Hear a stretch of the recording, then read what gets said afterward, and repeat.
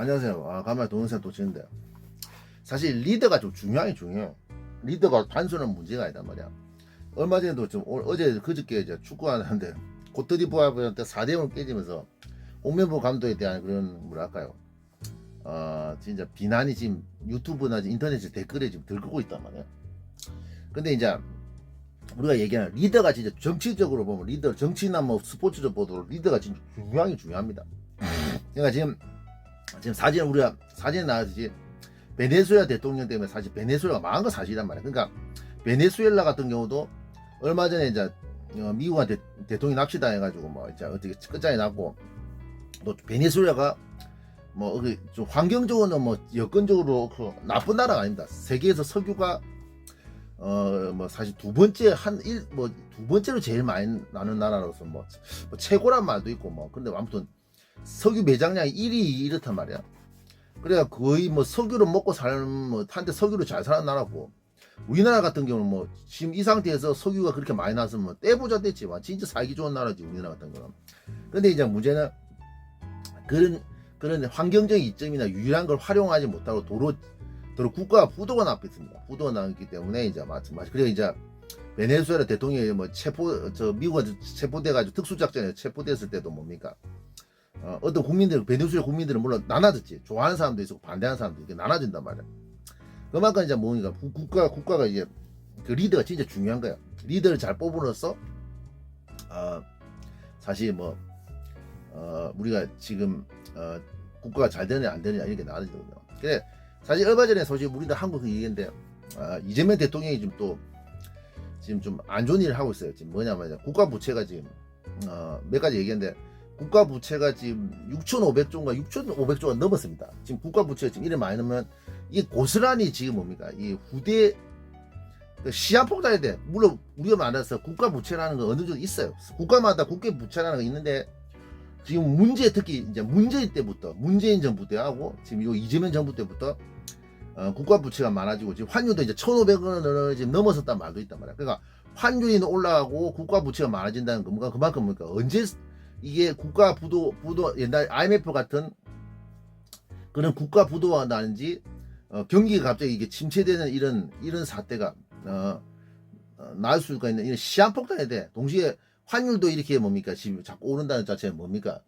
여러분도 느끼지만 자꾸 이러면 물가가 오를 수밖에 없어요. 물가가 자꾸 갑자기 물가는 어느 정도 올라야 돼. 근데 이제 물가가 자꾸 올라버리면, 너무 많이 올라버리면 국민들이나 일반 국민들이 이제 살기가 너무 어려운 이런 사태가 온단 말이야.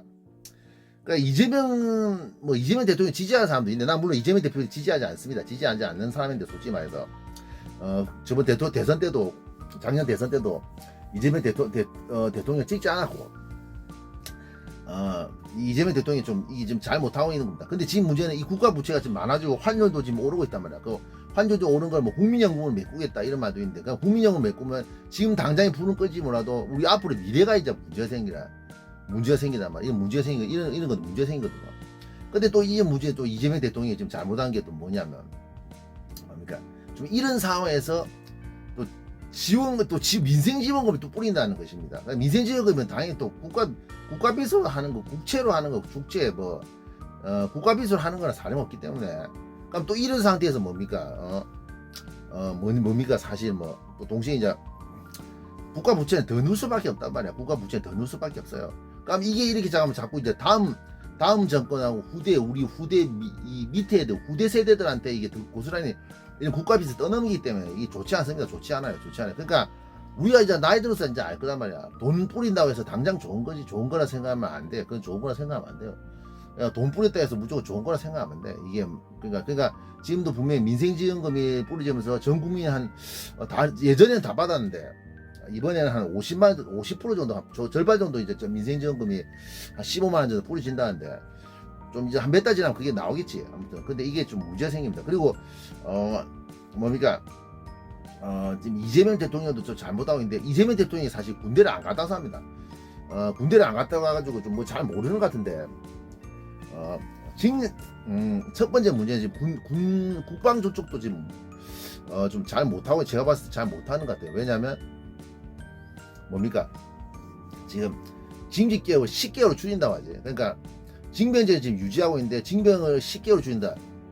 지금 제가 알기로 지금 36개월에서 지금 복무기간이 지금 줄어들고 있고 저 같은 26개월 했거든요. 지금 18개월 한다는데 또 이것마저 줄여버리면 이제 뭡니까? 징병 복무기간 10개월까지 줄여버리면 이거는 뭐 그냥 군인 내가 봐도 군인이 아니야. 너무 이제 이 뭡니까? 사람 이재명 대통령 아직도 이 군대 속성을 모르고 있는 이런 거 같은데요.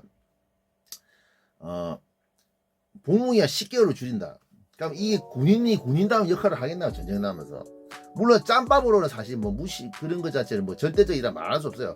복무기간이 무조건 길다고 해서 정쟁이 잘하는 건 아닙니다만 무조건 다 잘하는 건 아니에요. 하지만 우리가 아다시피 군대 갔다가 군필 잡으러 할 거예요. 최소 우리가 아다시피 군대 생활 해보면 한 2년 정도 2년 가까이를 복무기간 해야지 뭡니까 이게 숙련된 군인이 나온단 말이야. 숙련 나와 뭐 한 1년에서 한 2년 이렇게까지 복무기간 해야 되거든요. 그 정도 해야지 숙련된 기간이 나오는 거지.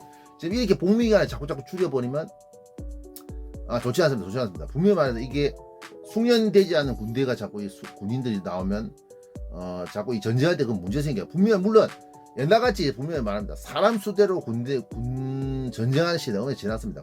지났어요. 그건 맞아요. 하지만 우리가 이 보병의 역할을 무시할 수 없어. 아무리 AI 생기고 우리 영화 옛날 과거 영화에서 나오는 터미네이터처럼 터미네이터 기계들이 전쟁한다 해도 그 보병의 역할은 절대 없어지지 않습니다. 절대 없어지지 않아요. 보병의 역할이 옛날보다 줄어들지 결국 보병의 역할은 아마 어느 시대 가든 나올 겁니다. 나올 거예요. 안 없어질 겁니다. 안 없어져. 그러니까 우리가 아다시피 지금도 전쟁도 마찬가지. 이란이나 뭐 지금 저 어디입니까? 이스라엘 전쟁, 미국하고 이란 전쟁이라든지 지금 전쟁하는 몇 곳도 있잖아. 근데 뭡니까? 지금 미국도 지금 이란 전쟁에서 지상군을 투입한다고 하지. 그리고 뭡니까? 아무리 기계로 때려본다 하더라도 결국 뭐 상대방의 땀을 점령하고 마지막까지 깃발 꽂으라면 육군 그냥 땅개들이 보병이 이제 뭡니까? 거기를 총싸움해가 정리 다 해야지 끝나는 거지. 기계로 끝나는 게 아니란 말이야. 기계 끝나는 게 사람들 착각하는 거야. 군대 안 간 사람 착각하는 게 그런 거야. 그러니까 아무리 뭡니까? 기계로 때려보고 핵폭탄에 떨어져가 아무도 없다 하더라도 그 군인들이 총 들고 들어가 그걸 지키고 있어야 다 끝나는 거지. 그 사람들 착각은 기계로 이제 다 끝나는 게 아니다. 물론 기계로 대세를 결정할 수 있어. 전쟁의 뭐 승패라든지 대세를 결정할 수 있지만 결국 월남전이나 지금 아프가니스탄 전쟁, 지금 이란하고 전쟁하는 거나 우크라이나 전쟁 지금 보고도 느끼지만 뭡니까? 결국 총싸움 해가지고 그 안에 잔당들, 보병 잔당들을 다 정리를 해야지 이제 뭡니까? 끝나는 거지. 끝나는 건데 그게 마지막에 보병의 역할이단 말이야. 그러니까 모든 전쟁 마무리는 육군이거든요. 육군의 역할을 무시하면 안 돼. 그게 안 돼버리면 이 전쟁이 안 끝나. 물론 전쟁이 안 끝난단 말이야. 그 전쟁이라는 게 그런 게 그냥 보병의 역할은 이제 뭡니까? 안 없어집니다. 안 없어져. 그건 이제 좀 과학인데. 그러니까 징집 개월을 뭐 10개월 줄인다. 그건 아무리 위험한 발상이고 또 뭡니까? 우리도 알다시피 선택적 모병제 해가지고 뭐 선택한 사람들을 이제 뭡니까?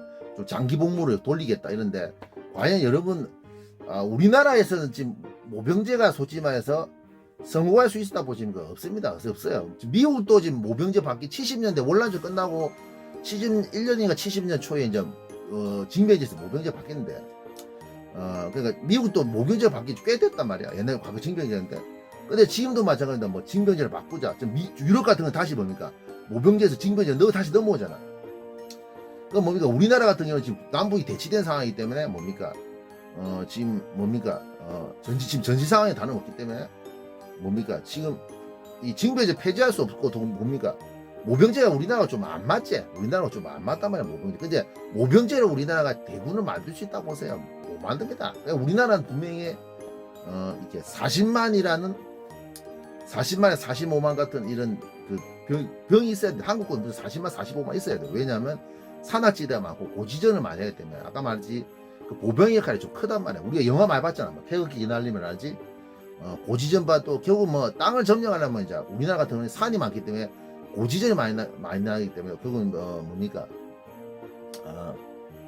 이렇게 병이 많아야 돼. 어쩔 수 없어요. 병이 많아. 어쩔 수 없어요. 그러니까 모병제 같은 경우는 이게 좀 힘들다. 그래서 선택적 모병제를 하는데 그 선택적 모병제가 그 병의 수를 우리가 예상하는 만큼 그 대군을 만드는데 기여할 수 없고 또 그 선택적 모병제로 과연 그 모병이 얼마나 크겠냐는 못 큰단 말이야. 그러니까 우리가 아무리 지금 세상이 변했다 하더라도 안 변하거든요. 그러니까 우리나라도 이제 복무기간 다시 느리고 옛날에 내가 봤을 때 복무기간도 느리고 이제 인구도 없기 때문에 여자들도 이제 끌려 들어가지고 대군을 계속 유지를 해야 된다. 우리나라 어쩔 수 없어요. 우리나라는 어쩔 수 없어요. 40만 45만 만들어야 되고 심지어 여성도 징병해가지고 이제 대군을 유지해야 됩니다. 어쩔 수 없어요. 어쩔 수 없어요. 그리고 또 이제 우리나라가 모병제로 가면 안 되는 게 또 이제 예비군에 문제가 있단 말이에요. 예비군에 문제가 있어요. 예비군이 이제 또 무시 못하지. 못 모는 사람들이 예비군을 무시하는데 예비군 한 200만이 된다고 하는데 지금 예비군을 무시하는 사람들인데 예비군 그것도 무시 못합니다. 전쟁에. 그래 이제 그러니까 뭐 이재명 대통령이 아직도 이제 그 사람이 군대를 안 갔다 온 사람이 이것도 티가 난단 말이에요. 티가 나는 거야. 티가 나. 그러니까 리더가 이게 중요해요. 리더라는 게 진짜 리더가 정책을 잘 구상하고 내가 진짜 현명하게 생각해야지 국가가 잘 돌아가고 나라가 흥한 거지. 확실히 리더를 우리가 잘 뽑아야 되고 잘 만나야 된다. 리더를 잘 만나야 돼. 그리고 지금 우리가 아까 베네수엘라 사건을 봐도 느끼지만 그 리더 하는 사람 때문에 망하는 거, 국가가 망하는 것 같아요. 또 우리가 역대 역사를 봐도 왕이나 그 리더 지도층의 역할이 얼마나 중요한 거 여러분들이 느낄 겁니다. 지도층이 내부인하면 완전 뭐 당연히 이제 나라 패망하고. 그리고 우리 아저씨 또 축구 같은 것도 어제 막 화제를 돌려서 축구 얘기하면 진짜 축구 보면 열받잖아. 진짜 그러니까 우리가 뭐 평가전에서 잘못될 수 있다. 뭐 잘못될 수 있어 평가전. 근데 지금 생각한 문제가 있단 말이야. 홍명보 감독이 지금 이제 내일 뭐 진짜 월드컵이 한 석 달 정도밖에 안 남았거든요. 그러니까 평가전도 실험할 수 있는 시간이 이제 두세 번밖에 없어. 근데 지금 지금 이런 사태가 오면 이건 문제가 있다. 오면 문제가 있어요 지금.